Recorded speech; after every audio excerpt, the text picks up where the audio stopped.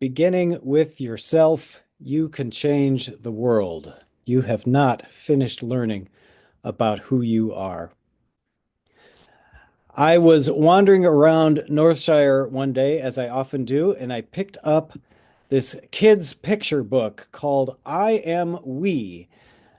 I opened it, and the way the book started kind of floored me. I know it is important to take care of me, to focus on my own breath, my own needs, to be kind to my own mind.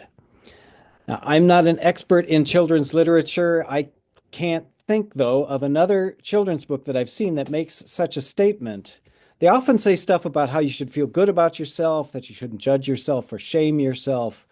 But I can't think of another kids' book that advises kids that it's important to take care of me. If it's not pride in yourself stuff, it's think about other people stuff that's in kids' books, in my experience. Thinking about yourself is selfish.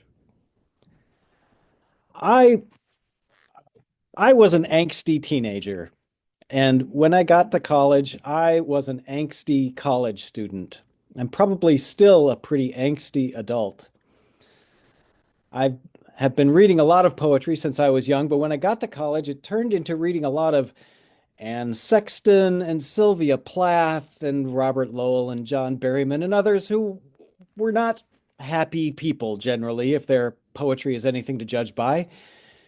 They felt like they were pretty angsty adults. Hey, my tribe, angsting we shall go. Knowing that I liked poetry, my best friend at the time, and at the time my college roommate, gave me a copy of the complete poems of Walt Whitman. Right there. Pages are yellowing. That's how old it is.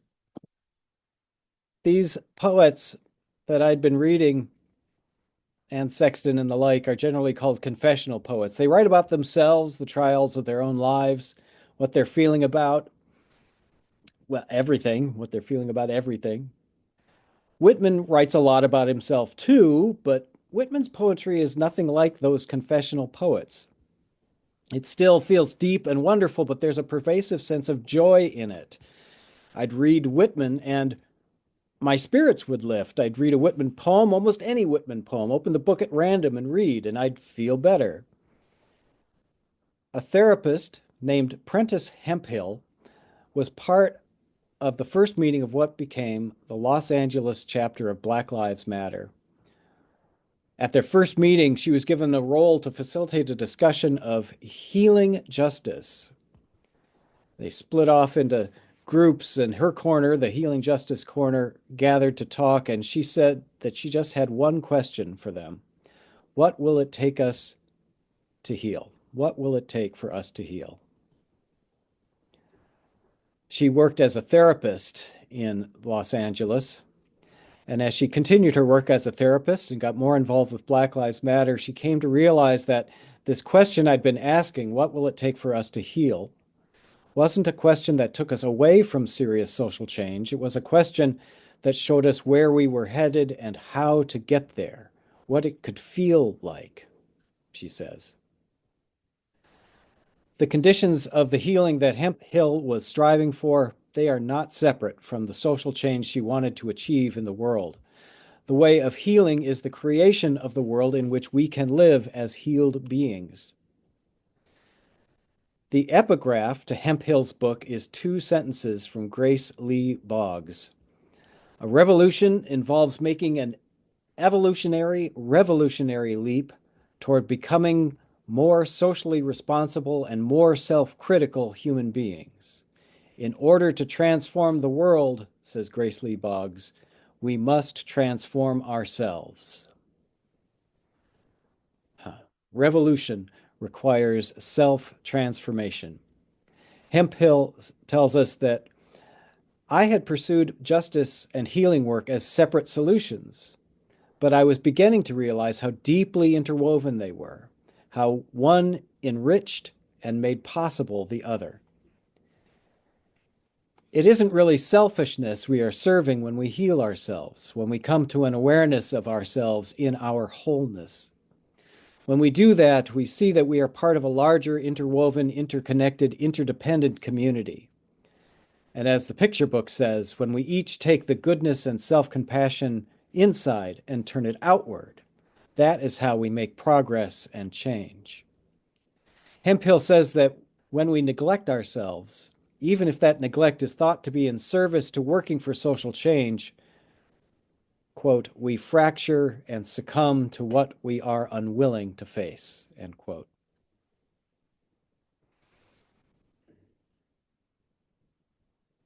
Walt Whitman says at one point, do I contradict myself? Very well, then, I contradict myself. I am large. I contain multitudes. I contain multitudes. We all contain multitudes.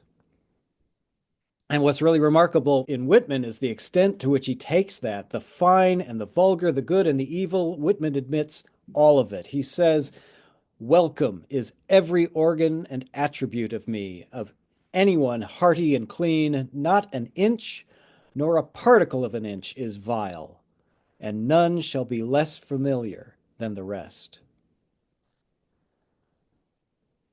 And here's the revelation for me in that. The challenge of being yourself is to know yourself in your wholeness, even the parts of yourself that you suppress or that you don't like. I believe that part of what it takes to heal is to be able to see or acknowledge yourself in your wholeness. We all have parts that we have tried or still try to deny, parts of ourselves that we might try to hide out of shame or hide in order to protect from harm. When those vulnerable parts of us can be seen and accepted, well, I've heard a lot of people talk about moments when they have felt seen, revelatory moments of relief and transformation. I'm pretty good at empathy, I think, so I have been able, I think, to get some sense of what that experience is like, but it's only recently that I think I've actually had that experience myself.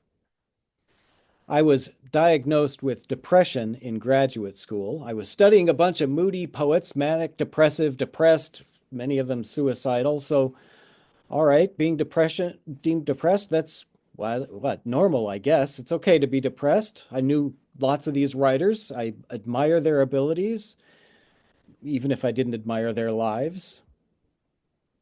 But apparently you could still be depressed and still be okay.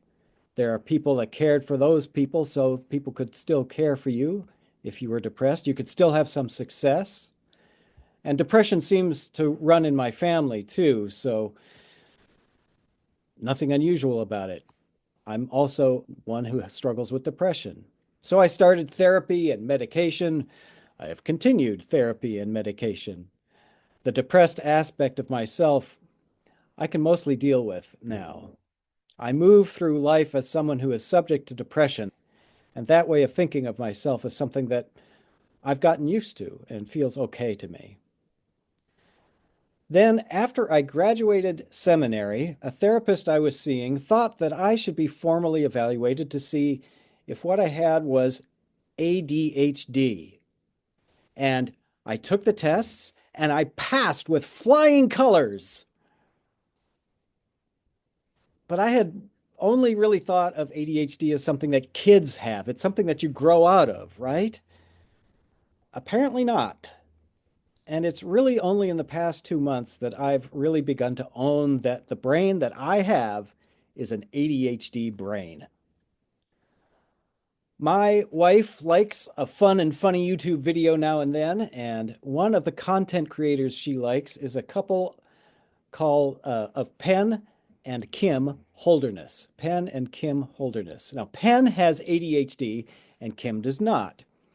And together they've written a book now, just published this year. It's called ADHD is Awesome. Reading it felt a bit like reading Whitman. I celebrate myself. And it also felt a little awkward. Penn does not hold back on telling some pretty embarrassing stories about himself. I'm not Penn. I've never done some of the things that Penn has done. I've never lost my key. Well, I have lost my keys, but I've never lost them in the refrigerator. I've never distracted myself by chewing on my shirt so much that it looked like I sweated through it. But I do things like Penn does, I had to admit, all of the time. And I haven't really enjoyed admitting that. Being depressed, you can be moody and cool. Being ADHD, your brain is all over the place. You forget things when they're not right in front of you. Keys, shoes, your phone, people. The passage of time is a complete mystery to me. I miss deadlines and birthdays. I'm always sending belated birthday presents to my nieces, belated Christmas presents to my brother. I don't think it has ever been true for me to say, I am reading a book, because I'm always reading half a dozen or more, and I often wander off when I'm only partway through, even if I really like the book. These are all aspects of myself that I have worked to suppress and deny and eliminate for years and years, and with no success. It turns out that they are all aspects of what is characteristic of ADHD. Now, I did finish reading all of the book ADHD is Awesome. It is awesome. And I need to read it a few more times. I really had the experience, I think, of feeling seen when I was reading the book I started just after I'd finished ADHD is Awesome, because now I'm reading a book called How to ADHD. And it's written by another YouTube content creator named Jessica McCabe, who totally has ADHD. And there was a sentence I read that, well, when I was reading it, there must have been a bunch of pollen or something in the air because water came into my eyes. She wrote this sentence: most of my life has been a battle between me, who knows this thing is important, and my brain, which doesn't want to do it. Oof. I have felt that when I was young, or yesterday. I am only at the beginning of coming to terms with actually having, yes, I do, ADHD, which, by the way, is the worst name condition ever. I have a great therapist, but a great therapist can't make you look at what you won't see. I'm only just now seeing it. I have been trying to work against my brain. I'm only just now coming to understand what it might be like to work with my brain instead. You have to train the dog you have, not the dog you want. You have to raise the child you have, not the child you want. Welcome is every organ and attribute of me and of anyone hearty and clean. Not an inch nor a particle of an inch is vile, and none shall be less familiar than the rest. The exiled parts of yourself that you actively deny the presence of, because they are at the center of all the work that you do to deny that they exist, that denied part of yourself is at the center of the fractured self that work of denial creates. Only when you can see them, have compassion for them, can these exiles come home, and only then can you center yourself differently. Unitarian Universalists value transformation to a more just and equitable world, a more generous world, a world where we all recognize our interdependence and honor the pluralistic nature of humanity, where many ideas can be valued at once, a world where there is a whole lot more love, where love is what we center on. But to get to those other values and to center on love, we need to begin with ourselves. Divine am I, inside and out. I make holy whatever I touch or am touched from. The scent of these armpits is aroma finer than prayer. This head is more than churches or Bibles or creeds. Wow, it feels good to read Whitman. Maybe you won't celebrate your armpits quite as much as Walt Whitman does. But may you and I come to know ourselves more whole and holy. May you come to center yourself more and more in the creative, compassionate, calm, courageous you, the beloved you that you are. The you that by being you can't help but make a difference in the world.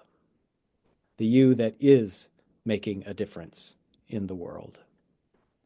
You can change the world, beginning with yourself. You have not finished learning about who you are. May all things come to peace. May all things come to know healing. May all beings come to know love.